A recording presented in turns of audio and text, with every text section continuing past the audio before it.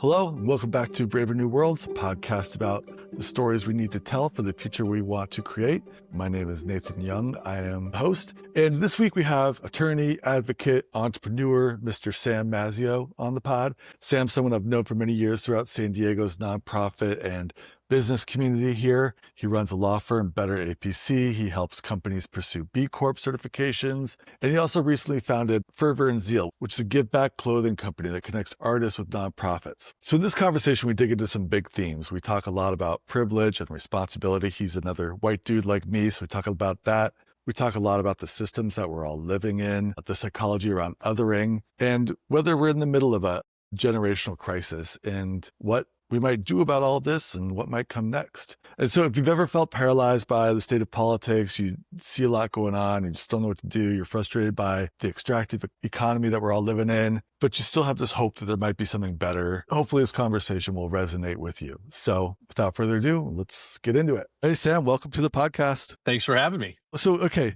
Here's the first question I want to ask you. I think this happens a lot when we're together is people ask, oh, how do you guys know each other? And I don't even know anymore. Like, I feel like we're always in the same room. I don't even remember like a first meeting or anything. Do you? I don't. Actually, I think one of the first memories that I have with you was when you were doing the storytelling series at Bread and Salt. Mm-hmm. Yeah. And I had to have known you for a period of time before that to even know about that event and want to go and support you. So, and that had to have been, I don't know, 2018, 2017. So we're going on a decade, probably, however we met. Yeah, totally. I don't remember ever being like, hi, I'm Nathan. Nice to meet you. And you'd be like, we just ended up being in the same room often enough to where it just sort of happened. I think so, yeah. Because it was back then I was on a lot more boards of directors that were creative organizations. So it was probably maybe through one of those communities. That's probably Space it. for Art or A Reason to Survive or one of them. And then like the nonprofit world and all that good stuff. Yeah, for sure. Because back then I might have been on Think Dignity's board. I was on that board when it was Girls Think Tank, and then it was Think Dignity, which plug for them. They're an awesome advocacy organization for unhoused neighbors.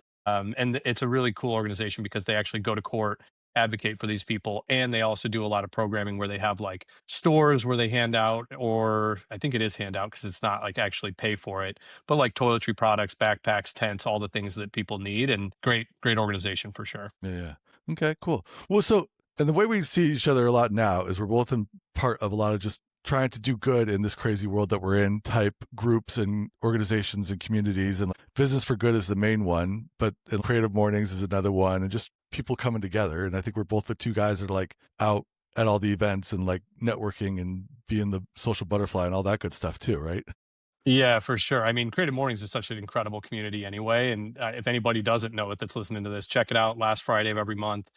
And then Business for Good too. Business for Good is probably where I would say at this point in my life, a lot of my great friends, some of my best friends, a lot of my clients. It's one of those things where I think traditionally you serve on a board or you do some type of volunteer thing and hopefully you're excited about it, but I don't know that that's always the case. For Business for Good, the people that I get to work with and the people that are on the board with me are just excellent humans that are fun to be around. And I'm always excited to go and do something with Business for Good. We had our general meeting last night, which is once a month. And we had the city council president pro tem, Kent Lee, who represents District 6 with Convoy and Kearney Mesa.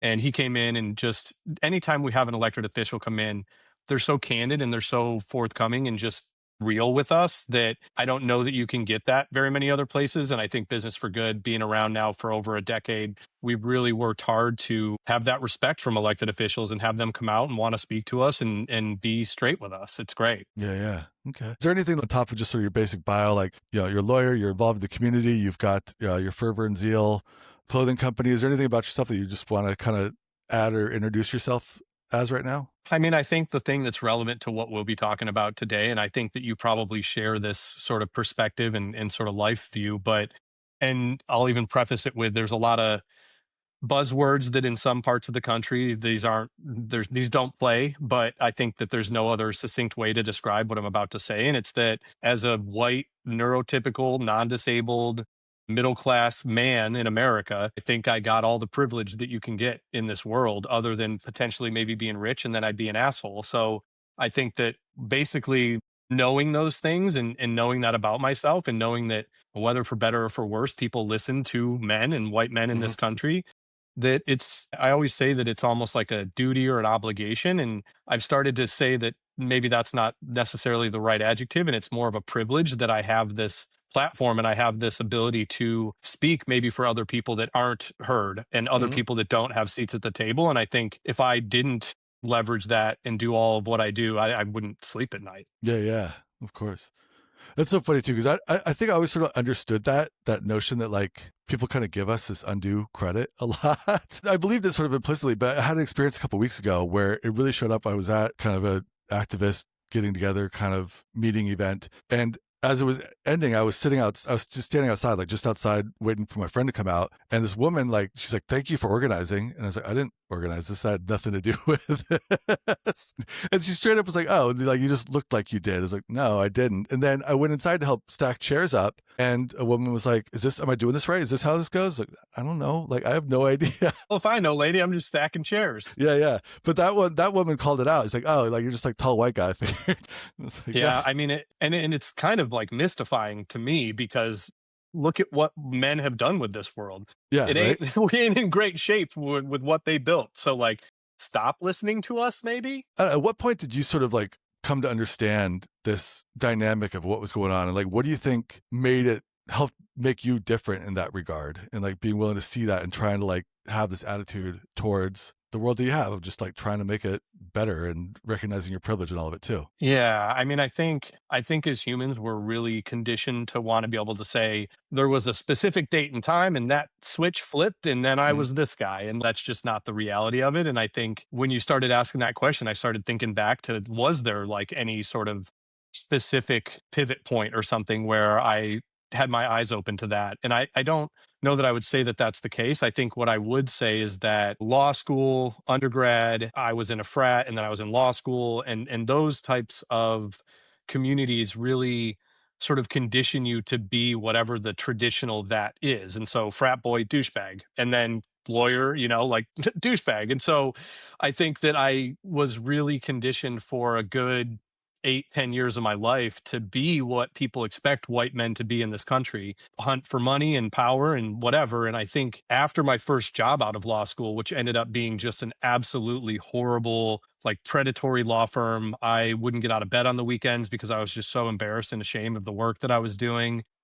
I started working at Invisible Children in San Diego. And the long story short is like through working there and seeing young people using their degrees for different things to help people on the ground in Africa. And then once that organization started to kind of close and become an advocacy org in DC, the general counsel there and I started our own law firm. And I give a lot of credit to her for actually helping me become a better man and be more aware of my privilege and my, being a man. And then outside of that, I think relationships over the years. My relationship with my mom, my relationship with ex-girlfriends of mine, doing couples therapy. There's no better mirror than when you're in a relationship to who you are and what you're showing up as. And I think I'd be lying if I said I've been this aware of that privilege for a long time. I think that's a more recent 5 years maybe kind of thing. And our current political climate, it's a kind of a binary choice. You're either with it or you're against it. And when you're Yeah. against it, I think, are incentivized to learn more and understand why you're against it and understand why your visceral reaction to what's going on is so negative. And in doing that learning, I think I unlearned a lot of stuff. And all of this is like buzzwordy stuff nowadays, Mhm. but it's important. And I think that's why it's buzzwordy. Yeah. Did you ever feel like there was like maybe a price to pay for that, or was it net good, or? I think it's net good. But yeah, I do think that there is sometimes discomfort that comes along with it. And I think that I've even had situations not infrequently, like this tends to happen relatively often, where people will challenge me on that. And it's not even always like other white men that might challenge me on it. It can be women, it can be other people that just have a different perspective. And frankly, like that's how you continue to grow. And you have to continue to like reevaluate these choices and these life views that you have, because whatever the cliche is, it's like the only constant is change. And I don't want to be saying the same sound bites 10 years from now. I want to grow from where I am right now, despite the fact that I'm proud of having learned this and unlearned some of the stuff that I have. I'm curious. I mean, when you say like people challenge you on that, like what are the challenges? Does anything come to mind? You know me, and I'm very outspoken with my Yeah. opinions, and Yeah. they are delivered with fervor. And I think that sometimes, I'll just make passing comments like, well, it's because Mm. it's a fucking white man.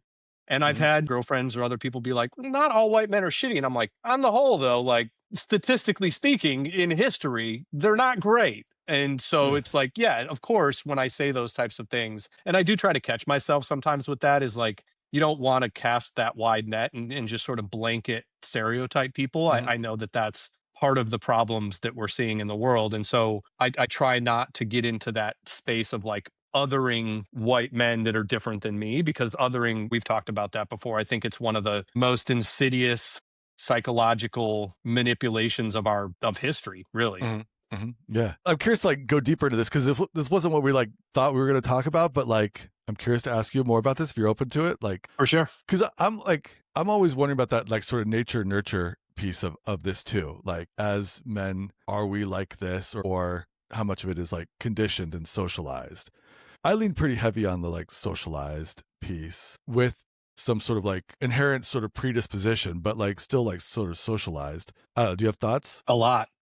You might forget that I have a undergrad psychology degree, so lots of thoughts. So, I mean, I think like the way I look at it is there's just this sort of it's both. I'll start Hmm. there, like it's nature Yeah. and nurture. But I do think that when we are young, there is a certain human nature to rebel against our parents and our family. And so, despite the fact that the behavior they model is certainly behavior that we adopt, whether subconsciously or consciously, I have conversations with my dad, who's a fantastic dad, but we've all got our shit. And I have conversations with him all the time where I have to point out behaviors of his and say, I am still unlearning that, just so you are aware. And like, I don't expect him to unlearn it at 71 years old, but I want him to understand the perspective I have on it. And so I think that the nurture aspect of it, I think shows up later in life and it shows up subconsciously. And I think that the nature aspect of it, I completely agree with you that it is almost entirely societal. And I think that our society, the culture that is fostered in our society is designed,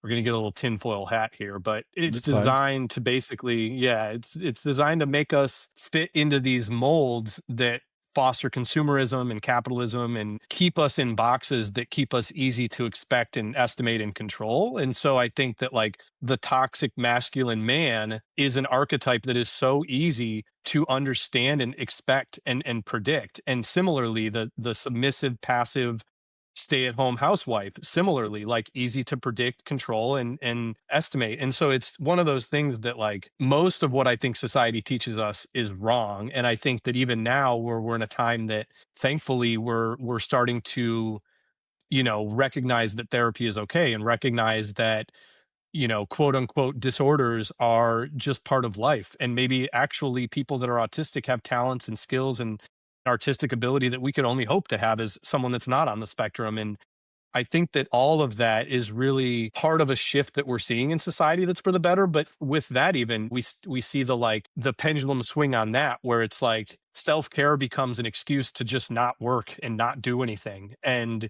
the fact that ADHD is so much more common nowadays is an excuse for people to not pay attention to each other or something like that. And it's we're humans. We're always going to take things too far. We're always going to manipulate them to our benefit. And I think that society does that. And so going back to your question, I kind of digressed there, It's all but right. think that it's nature and nurture. And I think that we see the things that are nurture created in us later in life when we're grown up and we start to model things our parents did when we saw them as grown-ups modeling that. And I think that a lot of the other stuff that we grow up with is from our society because we're paying more attention to that when we're Yeah. young because we don't want to listen to our parents. Yeah. Yeah. Well, yeah. If you could identify the sort of forces or messages or stories that we pick up that sort of push that nurture there, do you have thoughts on what those are? I mean, we've all heard them. When, like when I was in, I don't know what level of school I was in, but Charlie Sheen with his win whatever stuff. And it's like that was the focus of all like humankind for a period of time because he was so funny and saying it. And like what you look a little bit later and look at who that man was when you actually learn more about him. Hmm. And I think that that's like true of any of these things, like win at all costs, make all the money, have all the power. And what does that get us? We're in late stage capitalism. We're in what I would call the absolute crumbling of our democracy. And frankly, my view is that all of that is being perpetrated because of those norms that we've always been fed about make more money, be rich, be famous, be powerful, be strong, win. And we're all the same. We're all people on this rock spinning, man. There's no reason for us to be doing that to each other. Yeah, yeah. I'm with you 100%. And like that's a big part of it too, just that sort of male pride to try and win and always be on top and like, yeah, but I think there's also sort of like there's prizes that come with that, right? You think you win, like you get the sort of best life and you get the best girl and you get the whatever, like all these things that like is supposed to make life good and like what we think life is going to make life good. And so that's sort of, I always feel like that's the sort of incentive structure. I also had a friend of mine talking about this once upon a time, and he said that he went to a men's group and one of the men brought up this idea of like sacrifice in the context of all this too. And like how the men sort of like saw playing that role as a sacrifice that they were supposed to make for the greater good. And so Interesting. not necessarily trying to win for winning's sake, but like, no, this is like the sacrifice I must make because this is what is expected of me. Well, I mean, that's a fascinating take on it, and I'm kind of processing it. But I think where my head goes, though, is like while you were talking, I'm like, we can should all over ourselves, and what is expected of us is expectations are the killer of joy, right? Or comparison is the killer of joy. And I think that, like, yeah, I mean, I think that goes back to what I said a second ago, which is like, yes, for sure, while we were growing up, we're pretty similar in age. And I think while we were growing up, it was like, We're not, I'm like 10 years older than you. I mean, for like, I think once you get younger than me, it changes a lot. Our Okay. 10-year gap, I think we still have a pretty like similar growing up and like what society looked like. I think it started to accelerate the change after probably like millennials. But Fair. I think that to your point, like, you know, what's expected of us and like what the reward we're promised is, we can look at all the rich people in this world, and we can look at all the powerful people in this world. And quite frankly, you know, and this is something I've been saying for probably 5 years or a decade, which is like, I'm convinced that if you are wealthy, and I'm talking billionaire wealthy here, and maybe, you know, like multimillionaires when you're way up there, but I'm convinced that you don't become that unless you're an asshole, unless you made that money on the backs of your workers or on the backs of someone abroad or in some sort of like skeezy investment scheme, or, you know, and here's a hot take, I don't think landlords should exist. So you made it by being a lord of people's housing. Fuck that. And so I think that all of these things we were promised that were these goals and these prizes and these, you know, if we win and we have the most money and we have the most power, what has that gotten any of these people? They all seem miserable. They all seem completely fake and full of Botox. They all seem like they're trying to fill some type of void with their jets and their boats and their cars and their women. And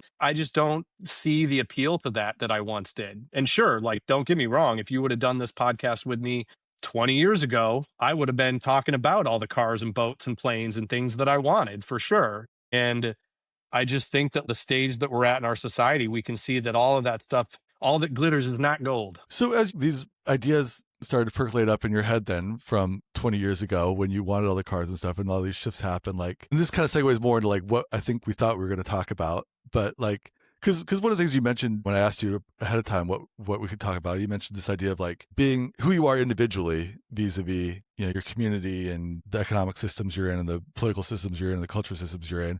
So I mean, I'm curious to like just kind of let you cook on like that idea that you had, but also I'm curious to know like what those shifts actually looked like for you and like how you were making that shift and like what behavior changes you made for yourself. Yeah. I mean, I think one of the things that I've always done is sort of like gather together different sources of information to find what is consistent, to understand what is true or what is correct. And so like the first place that I ever started doing that was law school. We have all different like secondary sources and outlines and books and all the things. And if there's something that's consistent across the interpretation of the law through all of those materials, that's obviously the correct interpretation of the law at that time. And I think that that's just how my brain works. And so I think in the last however many years, it's started to just be clear to me. And I also feel like I'm someone that pays attention sort of from a more zoomed out perspective and like recognizes patterns well. And I think that there's a lot of stuff that has happened politically in the last 5 to 10 years that if you would have asked me before it happened, I would have said it's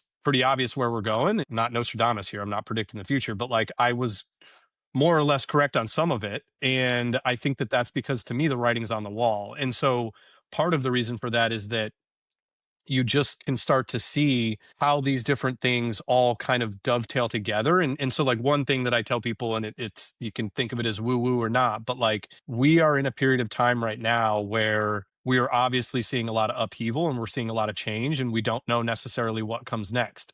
And I think that if you look, there's a lot in the spiritual world. And I've definitely gotten much more spiritual in the last probably decade or so, maybe 15 years. In that world, for a long time now, there's been a lot of a conversation about how if you're on the planet at this time in history, it's because you are here because you're needed. And there's going to be this giant monumental shift in human consciousness. And we're all here to be a part of it and play a role in it. And I think that that is really interesting. And I didn't pay much attention to it, to be honest, for many, many years of hearing it. Yeah. But now I look and I see where we're at with everything. And I just recently, I've been telling this to everyone that I talk to about what's going on. I probably have already told it to you, but it's called the Strauss Howe, or the Howe Strauss generational theory. And essentially, this theory says that all of American history can be broken down into 80-year blocks. And so if you start to go backwards on the 80-year blocks, this 80-year block takes us back to World War II. The 80-year block before that would take us to the Civil War, and the 80-year block before that would take us to the Revolutionary War. And in each of those 80-year blocks, you break it down into 20-year blocks. And of those three, the 20-year blocks are all consistent within those. And so if you look at the current block, the first 20 years would have been after World War II, which most prosperous time in American history. Granted, if you were Black or a woman, it sucked. Don't get me wrong. Like, I know my history there. But as far as society and just like prospering as a culture and a society and a country, it was the most prosperous time in American history. And that's the high. That first 20 years is always the high. The second 20 years is always the awakening. And so you look at the 70s and the 80s, right? Like, I don't think much more explanation is needed there for that label. And then you look at the next 20-year block and it's an unraveling. And I think that if you look at the 90s and the thousands, you can make a good argument that religion started to unravel, our political system started to unravel. Maybe they didn't actually, but they started to. But you saw a lot of these like forever wars and these wars that were on false pretenses. And so it was an unraveling, at least in the trust of the people that are supposed to represent us and our faith leaders. And then the last 20 years is a crisis. And obviously we are entering into, or are solidly within, a crisis with what's going on in this country. I don't tell people this theory to depress them. I tell it to them because if you think about it, then what comes next? A high comes next. Yeah. Because we'll have another 80-year block. And if you listen to the spiritual world, that fits. Those two go together. And so what we're building comes next. And I've said for a very long time that we need to burn these systems down. I just didn't think it was the shitheads that built them that was going to burn them down. Yeah, that one caught me by surprise too. I really thought I was going to come from a different direction also. Totally. I think they're so toxic male, most money, most power, that they don't even have an awareness of what they're doing. As much as I love doing this podcast, sad truth of it all is that doesn't pay the bills. It actually costs me money to make this podcast. But that's okay. I love doing it, so we're doing it. What does pay the bills for me is I help individuals and organizations leverage the power of storytelling for leadership and persuasion. This is the work I do, and I want to tell you about it real quick here. For organizations, a lot of times the work is very much focused on fundraising for nonprofits, or developing a narrative strategy for the important messages that they want to get out in their campaigns. It can also be about developing leadership and communication skills amongst the team that you've already got working within your organization. For individuals, a lot of my work revolves around helping develop a narrative-based communication approach for those high-leverage career moments that come up from time to time, like giving a public talk, interviewing for a new position, integrating into a new role at a new company, or making the leap for yourself to jump into entrepreneurship, and how you talk about the work that you do with the external audiences there too. These are very much the moments that can have a huge impact on your career. And by utilizing storytelling and narrative, you can not only communicate a more resonant message about what it is that you're doing, but also one that's going to stick. So if this is intriguing to you and you want to know more, you can check out my website, storycultureconsulting.com. I'll have a free tool on there that's available for download, or you can check out the show notes too. I'll have the same tool down there that you can grab too. Once again, that's storycultureconsulting.com. And now back to the show. I don't know if we should speculate on the psychology there, like what they think they're trying to do. I don't know. Do you have it? Narcissism. That's all the speculation needed. Okay. Yeah, probably.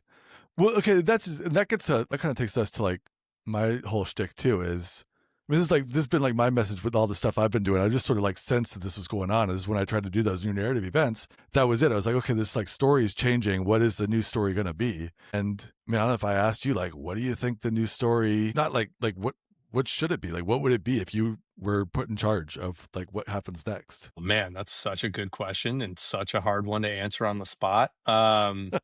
The first thing that comes to mind is that we need everybody at the table. We need Indigenous people at the table. We need Latinx people at the table. We need LGBTQ plus people at the table.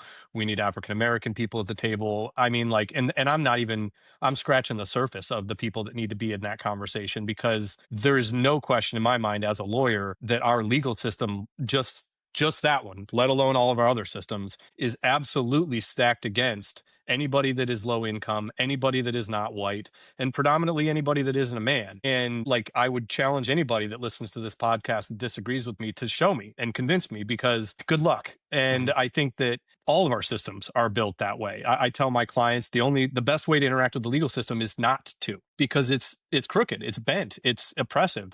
And our politics are as well. Like, just even last night with that councilman Kent Lee at our meeting, he was talking about how when they redistrict in San Diego to create a predominantly AAPI Asian district, the expectation was that someone from that community would run for that city council seat, and no one did. So he ended up running for it because of the vacuum of no one else doing it. And so that right there alone goes to show that if our politics and our political system was representative of the people it is supposed to represent, our politics would be so much more diverse. And it isn't. So, you pick any system that we're a part of, and it is built to oppress, and it is built to benefit a very small segment of people. So if we were building something new, I want all the people that are oppressed and all the people that's lived experience is so much different than yours and mine at the table, first and foremost, above everything else. And honestly, I think that I can't answer your question more than that, because I'm not the one with the lived experience that would tell us what needs to be built. Yeah. Well, and like, that's an interesting answer. I know a little bit about what you're up to and stuff too, but like, you're kind of doing that on some level also, right? Like, that seems to be part of like your work. So, this is an opportunity to ask you, how do we go about sort of working towards that? And like, how do you see what you're doing now as working towards that? Yeah, I think the best way to put it, as far as, and I'll say that none of this is easy that we're talking about. Mm-hmm. And I think that we have to first and foremost be able to sort of have a vision of what is possible, right? And so I'm really heavily involved with the B Corp movement and helping people get certified as B Corps with their business. And part of the reason that I believe so much in that, and if you know me well and you've talked to me about the B Corp movement, they're doing everything they can to hurt themselves in that movement right now with the new standards and just the way they're rolling things out. But I will still be an evangelist for that movement, because the way we do business is wrong. It is extractive and it is abusive. And I think that the B Corp movement is the best vision of what can be possible, and the best vehicle to move business towards being an impact and a change maker. And that's what I try to do with my businesses as well. And so I think that the first thing is having a vision of what that looks like. And so to me, that's businesses that take care of their people, that take care of their community, that take care of the planet. They're not just motivated by profit. Like, shareholder primacy needs to go away. It's one of the worst things that's been perpetrated on our society, maybe other than othering, but that needs to go away. I think that stakeholder primacy or environment primacy is where I would look instead. Yeah, totally. And then I think that, like, from a political standpoint, fucking term limits, let's start there. And then after that, I would say that we need to get money out of politics. At the end of the day, these are public servants. And so if the motivation for people to get into politics is to line their pockets, then let's revamp how our politics spend money, give these people respectable salaries so that they don't have to do that and be in the pocket of private interests, and pass laws that prevent all of that dark money and funding to go to people. Because we're in a state now where it's like, even small races in rural parts of the country receive millions and millions of dollars from billionaires. And at the end of the day, that serves who? The billionaires. Yeah. And I'll even point to, like, the NRA. The NRA, for how long, has said that we need the Second Amendment and everyone needs their guns because they need to defend themselves against tyrannical government. Yeah. Well, where are you at, folks? Yeah, because I'm not seeing anybody show up. Yeah, I'm seeing people that are Black Panthers show up in Minneapolis, but I'm not seeing any of these Second Amendment, don't tread on me snake flag people anywhere. So at the end of the day, like, that's just what I look at. All of our systems and all of the things that we built lie to us about what they are, and we know what they are now. What are they? Money-making machines? They're oppressive. They're abusive. They're extractive. Like, NRA was didn't they lose their nonprofit status because they were just like putting money in everybody's pockets that was part of it? So it's like, Maybe. that's what I mean when I say we're at a stage now where like all of these things that we were told were so great and that we should aspire to be, we now see behind the curtain. You know, it's like the Wizard of Oz. We see the little fragile man behind all of this that has to create this image to make people want what they have so that they support them having it. And at the end of the day, all that stuff is just not good for us, not good for our planet, not good for our society. Yeah, yeah.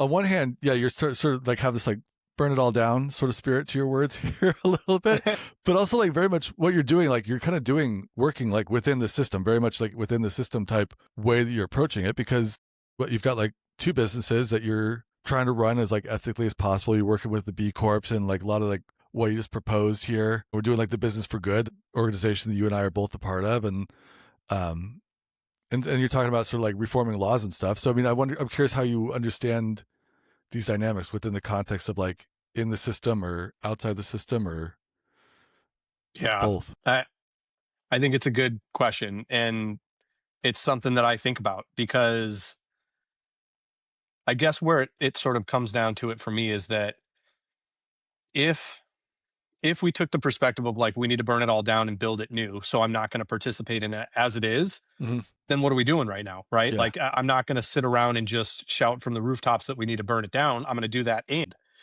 and so for me, it's like I'm going to work with what we have and what is available to us. And I'm going to push back on that at every chance that I get.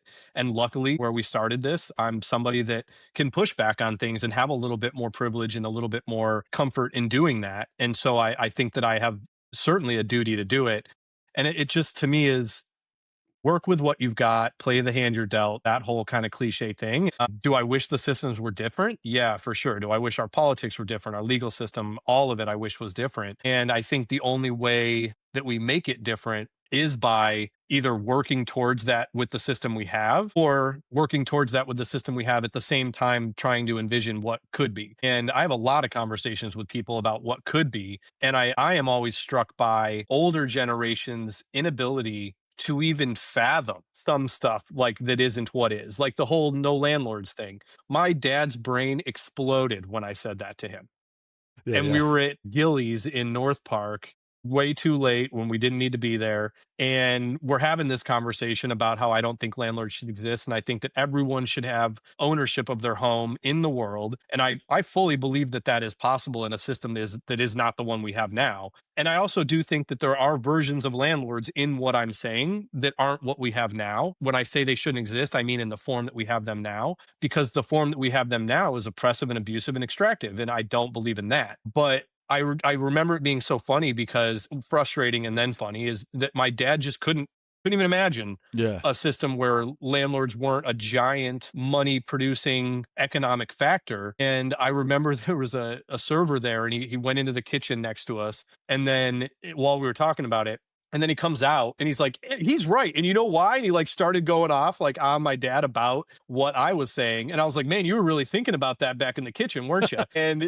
But it just goes to show like he was closer to our age than my dad's age. And my dad and stepmom got in on it too. And they just like cannot fathom this type of envisioning of something that isn't what we have, to the point even where like I called my dad out once on how my brother and his wife own their home. And I said, they don't own that home. We say that they own that home, but the mortgage company or the bank that can repossess that at any time they don't make a payment owns their home. They pay rent to a bank or a mortgage company. They don't own that home. And my dad started yelling at me when we had that conversation. He was like, how dare you? Don't say that. And I guess I should tell my dad not to watch this podcast. But it was just really funny because it's what you asked me, what societal things have we been fed and how is it that we got conditioned the way we are? And man, they grew up in that first two 20-year decade or chapters, right? Where it was prosperous and then fun and everything was great. Gumdrops, lollipops, and acid for them, right? So I think that they just cannot even think of something else because they've never had to.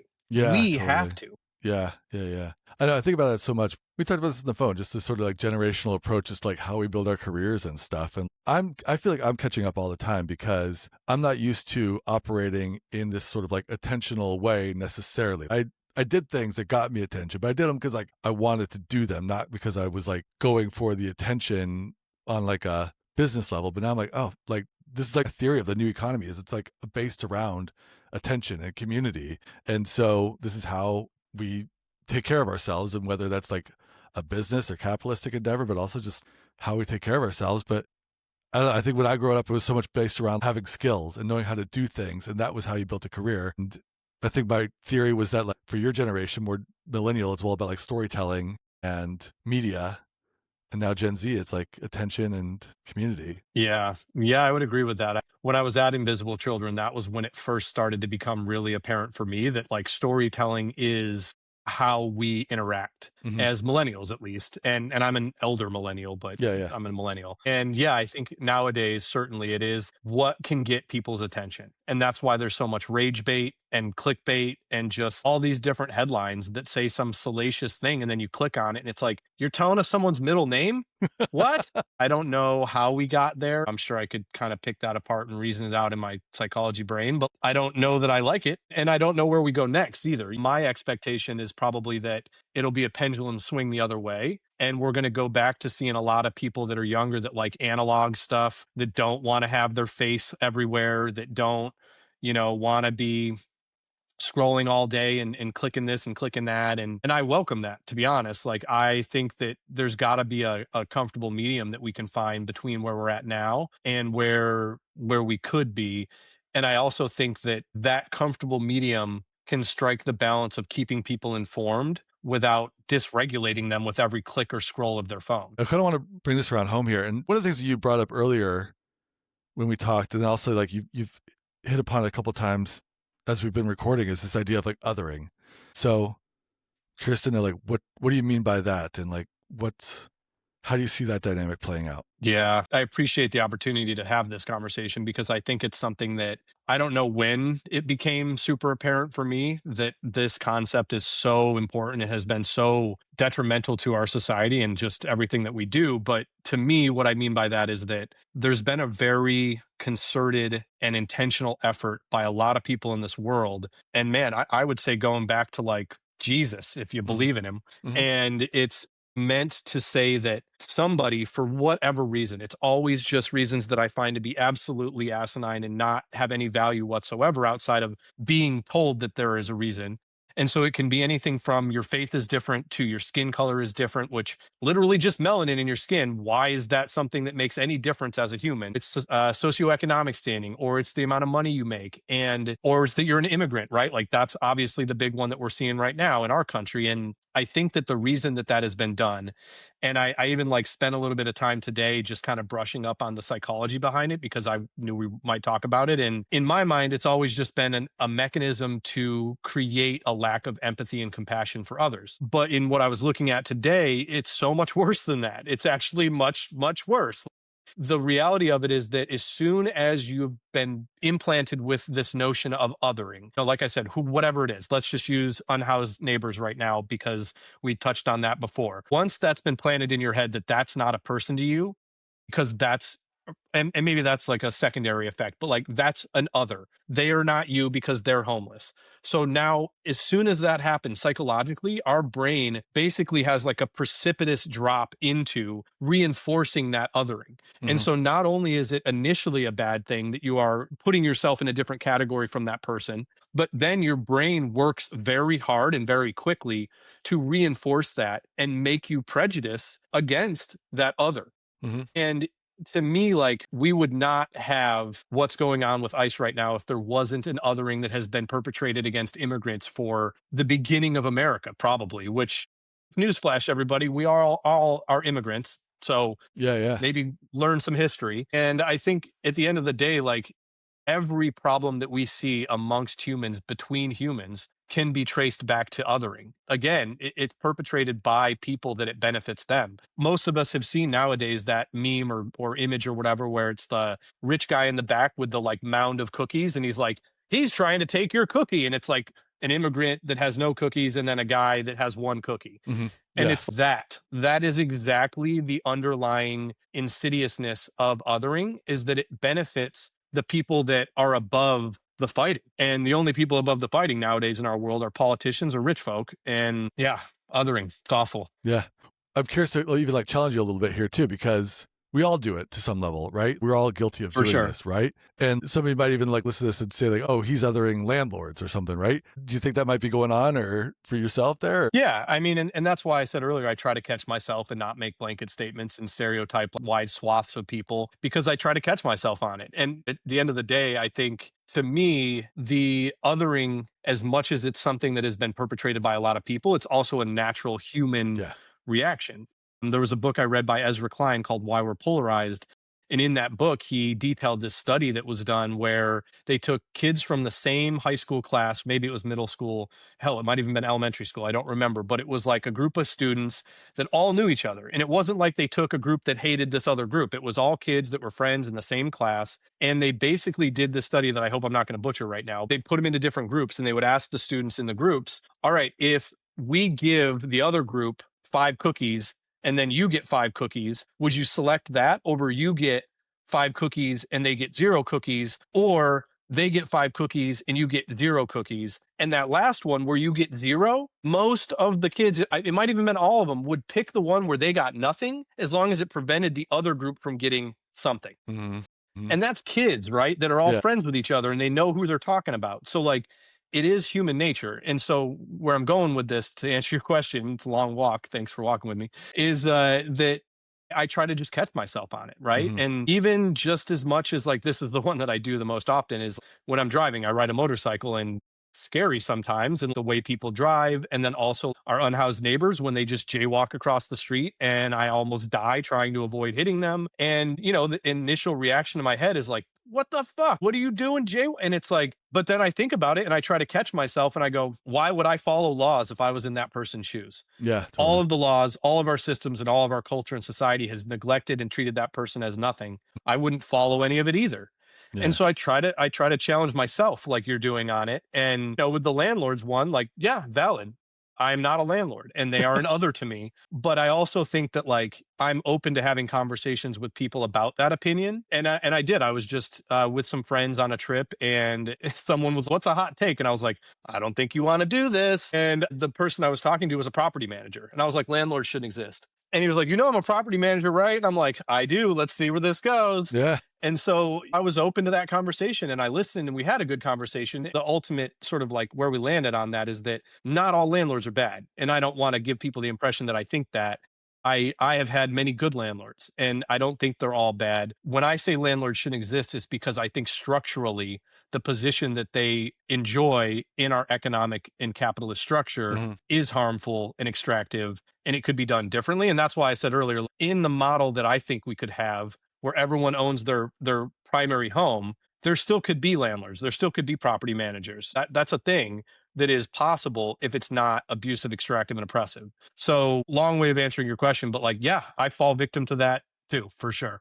I think about these kind of things all the time too, and we're always so guilty of like making sort of broad generalizations about a group of people rather than identifying like the individuals within that group as like being the ones that do it. Because yeah, like landlords, right?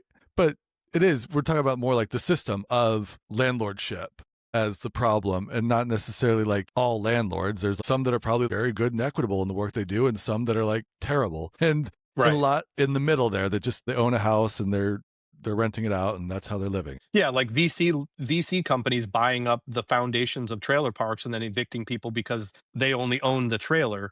Mm-hmm. That's what I'm talking about. Yeah. Before we wrap it up, is there anything that kind of like really came up for you in the course of talking that check in on again? Or I would say thank you to you. I think that you've always been really good at fostering conversations that can change people's minds and help them understand and see things differently. And I hope that this conversation does that for people. And I hope that you keep doing these because right now, like you mentioned, I'm trying to work within the system that we have, but we also need to talk about the system we could have. And mm-hmm. conversations like this are important. And, it's two white guys, so people will probably tune in. And if that creates some good, great, like that, let's leverage the privilege we have to do the good that we want to see. And so thank you. Yeah. Thanks for having me. Thanks for being on here. I really appreciate it. Let's see. So yeah, if people like Or like, I like the cut of that guy's jib. Like, where can they find you? Or, I like that terminology as a sailor. But so my law firm is Better APC, www.inbetterwetrust.com. And then I have a give back clothing company that Nathan mentioned, which is called Fervor and Zeal. That is a model where we match artists with nonprofits to create designs for the nonprofit that we sell on merchandise. And we give back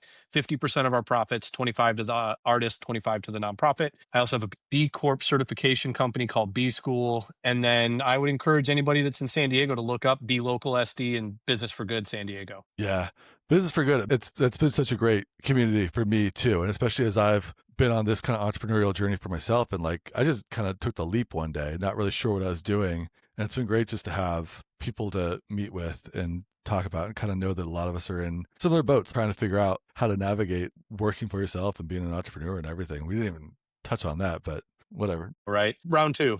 Yeah, exactly. Yeah. I would agree completely about Business for Good. It's just great people. It's a pretty diverse organization. You're probably not going to release this before the summit. I was going to pitch the summit. I might.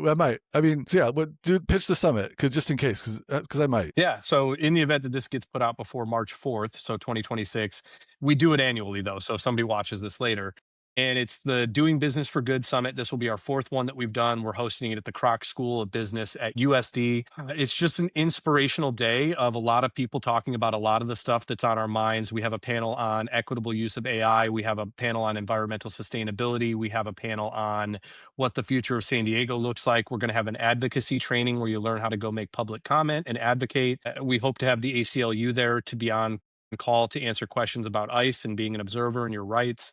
We've got a wellness and movement session after lunch to keep people awake. We've got intentional networking called Net Weaving that one of our Business for Good members is going to be putting on twice during the day. And then we have a happy hour after. So it's going to be a really cool day to spend just with elected officials and other business owners, like you were saying. Mm-hmm. Oh, yeah, I always love those summits. During the like kind of tail end of the pandemic, I was like dragging myself out of the house all the time. And the summits would be like days where I'd like leave the house at 9 o'clock and come home at like 10 o'clock and be 10 p.m. and be like, oh, wow, that was a good day. So yeah, it like fills your cup, right? Like yeah, being totally. around people that you know mean well and are working towards what you're working towards. It's rewarding. Well, cool, man. Well, I'll put links to all this stuff in the show notes and everything too. And yeah, man, just thanks for being here on the pod and helping get this started. And hopefully we'll be doing a lot more. Yeah, thank you, man. Hopefully we will be seeing a braver new world soon. So thanks for having me. Man, you're so good at the branding. So thanks again to Sam Mazzeo for joining us for this conversation. I always have very much appreciated his honesty and depth in all the conversations that him and I have had over the years. And so hopefully you got some of that for yourself here too. So there are three things that really stood out for me this episode, and I'm recording this about a week or so later and just kind of been stewing on a lot of these things that came up in the conversation there. And the first is this idea of privilege. And it was interesting to have this conversation so directly with Sam here. I've very much always felt the same as Sam does here in the way that we approached it in this conversation. And it's not something that I've ever necessarily felt awkward or ashamed about or even victimized when people criticize white men, like victimized. But more what you heard here, like what is the responsibility that we have when it comes to privilege, and like how do we leverage that privilege responsibly to create the things that we think are important for the world and not just, be an asshole for the sake of capitalism. And the second is this concept of othering and like how easy it is for us to divide ourselves and imagine somebody who we don't agree with as this other out there. And for the ways that, people create others around race and create others around privilege too. So basically kind of like how these ideas of privilege and othering actually kind of go hand in hand. It's very easy to other people based on privilege too, up and down that whole spectrum if we're not careful. And there's a lot of emotion tied to both ideas. And it becomes like so easy to want to other the people that we don't agree with or people that are different from us in this world. And like, not take privilege seriously, not really understand that like privilege is a thing that some of us have more than others. It can be very emotionally easy to like fall into both of those traps, but it's going to be essential to resist that if we actually want to build something better in this world. The third idea I've really been sitting with is this idea of like working inside or outside of systems. And that was part of what we discussed here too. And part of how I feel about it is it's going to take both approaches, right? But it's also going to take figures like Sam who are willing to work within the systems, but not necessarily be beholden to it, because it takes somebody that knows how these things work and being willing to hold up that mirror and know what the levers are for making changes. So I'm very curious to hear from you all what you've been thinking about from this conversation too. Leave a comment or send me a message. And so to wrap things up, you can find links to all of Sam's work in the show notes. That's for Better APC, Fervor and Zeal, and also his LinkedIn. That's all going to be in the show notes. And if this conversation resonated with you, share it with somebody that you think would also resonate with the kind of things we're talking about, somebody that might be a fan of this podcast. And make sure that you are subscribed to Braver New Worlds on whatever podcast platform that you use the most. I've got a lot of other great conversations coming out of the pipeline here. Until next time, keep asking better questions, keep having braver conversations, and keep helping build the world that you actually want to live in.